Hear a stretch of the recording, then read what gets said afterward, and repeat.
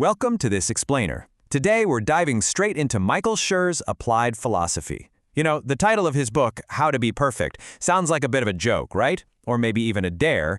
But really, it's this brilliant, quiet ambush on our desperate need for moral purity.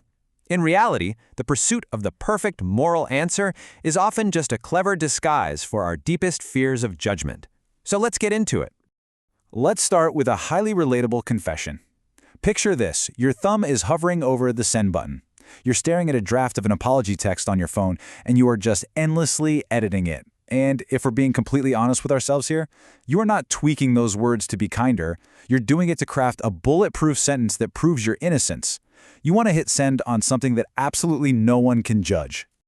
But that forces a really crucial question. What if the wish to be morally clean is the exact reason you keep delaying doing the actual good act? This brings us to what we call the perfection trap.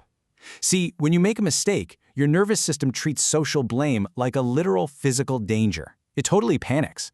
And to protect your self-image, your mind constructs this mental moral courtroom. You put yourself on trial all day, frantically preparing your defense, and meanwhile, the actual relationship just sits there broken.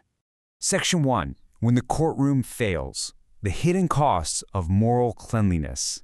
When we're confronted with a mistake, we usually retreat to a hallway with these two doors. Behind door number 1, you spend all your energy over-explaining your intent just to prove you aren't a bad person. Or, behind door number 2, you just completely vanish until your drafted apology sounds absolutely flawless. But here's the thing. Both of these doors are a trap. Both of them prioritize your own innocence, and they leave the person you harmed waiting out in the cold in a state of total uncertainty.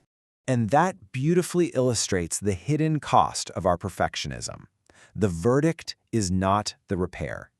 While you are busy polishing your internal verdict, trying to survive a mental cross-examination so you feel safe again, the actual hard work of repairing the relationship goes completely undone. We totally confuse the verdict with the work. But life grades us in contact, not in clean stances. Section 2. The cracked courthouse column. Why intent is not the whole structure. Let's use a metaphor here. Imagine a cracked column in a courthouse. Paint will not carry weight. You can hang a beautiful plaque. You can give a really nice speech about your good intentions, or provide a highly nuanced context for exactly why the column cracked. But none of that is going to keep the roof from collapsing. Intent matters, sure, but only load-bearing repair actually counts. A steel beam under immense pressure doesn't care if you meant well. It just asks what load you are willing to carry right now to stop the collapse. Schur actually brings in these famous philosophical frameworks and makes them kind of argue in public. You've got Kant's deontology asking, what rule did you owe, focusing on duty? Utilitarianism asks, what changed in the world, focusing on outcomes? Aristotle's virtue ethics asks, what kind of person is being trained, looking directly at character? And Ubuntu asks, who are you becoming through us, focusing on relationships? Now, he doesn't show you all this to make you pick a winner. He puts them here to ensure that no single fear, especially the fear for your own personal image, dominates your repair strategy. They keep you balanced. Section 3. The workshop. Tools for the decision craft. Okay, before you start ruminating on your moral options and desperately trying to find the perfect answer, you need to use the moral triage board. You have to state the hard, real-world constraints first. If things like safety are at risk, you stop the moral debate immediately. If the facts are thin, ask for just one missing fact. Do not widen your options until you've actually checked these real-world limits. Then, when you actually need to face someone to make things right, use the same room repair protocol. It's just 4 steps. Name the specific harm. Name your part. Ask what repair would help. And do one repair. Now, take a really close look at what is not on this list. There is no expanding into your motives, no complaining about your heavy workload, and definitely no bringing up your childhood trauma. You do not get to explain your intent until the specific harm has been fully named and owned. Now, there is one exception. The expert intuition exception.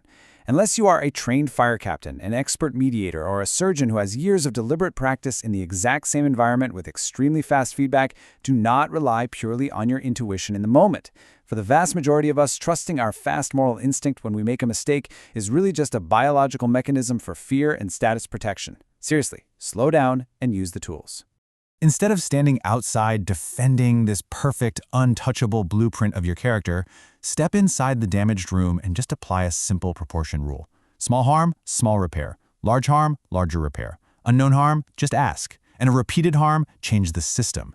Goodness isn't about erasing yourself, it's simply about proportion. Section 4. The practice of goodness. Stop worshiping immunity. The exact danger of holding on to that desire for immunity is that clean hands can still leave a huge mess.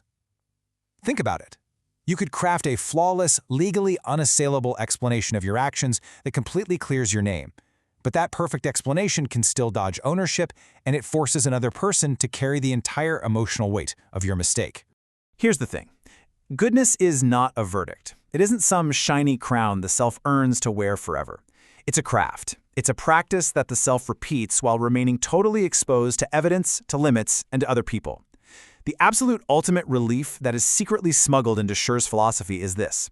You are absolutely allowed to be imperfect just as long as you remain reachable to the people you affect.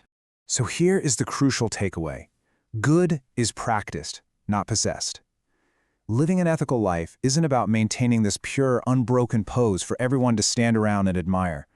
It's about attempting the next honest repair in small rooms. It's the message you send, the credit you share, and that second try you make after your first try lands badly.